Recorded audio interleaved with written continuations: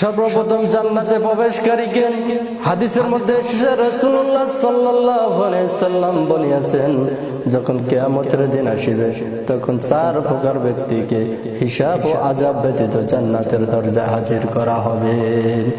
এক নাম্বার হলো ওই আলেম যে তাহার ইলম অনুযায়ী আমল করিয়াছে।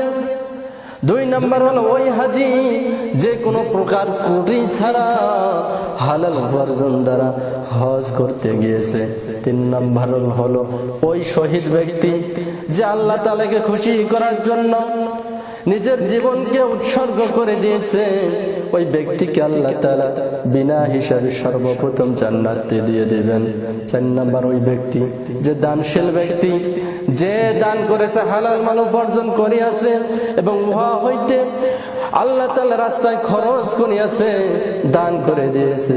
আল্লাহ তাআলা ওই সমস্ত ব্যক্তিকে সর্বপ্রথম জান্নাতে প্রবেশ করাবেন।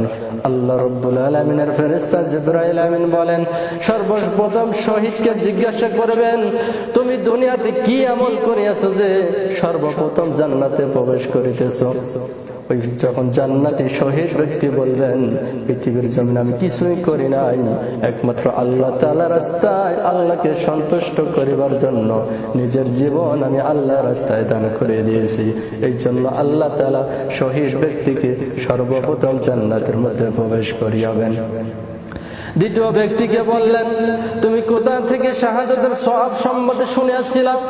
সে উত্তর দিবে, আলেমগণের নিকট আমি শুনেছিলাম আল্লাহর রাস্তায় যদি আমি শহীদ হয়ে যাই তাহলে আল্লাহ তাআলা আমাকে সর্বোচ্চ মাকাম জান্নাতের মধ্যে দান করবেন। তৃতীয় নম্বরে হাজী সাহেবের দিকে দৃষ্টিপাত করিবেন, পূর্বের নাই কথোপকথন করিবেন। হাজী সাহেবকে বলবেন, আপনি কেন এত সুন্দর জান্নাতে সর্বপ্রথম আগে আসলেন? হাজী সাহেব বলবেন, আমি হালাল উপার্জন দ্বারা আল্লাহর রাস্তায় আল্লাহর কাবা ঘর জিয়ারত করেছিলাম, আল্লাহ তাআলা আমার হজকে কবুল করে নিয়েছিল, এই জন্য সর্বপ্রথম আল্লাহ তাআলা আমাকে জান্নাতে দিয়েছেন।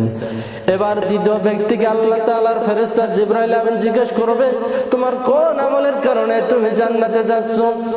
তৃতীয় নাম্বার ব্যক্তি বলবে, দান করেছিলাম, আমি হালাল উপার্জন করে আল্লাহর রাস্তায় খরচ করেছিলাম, দান করেছিলাম, এই জন্য আল্লাহ তাআলা আমাকে সর্বসুখ সর্বপ্রথম জান্নাতে আমাকে দিয়ে দিয়েছেন।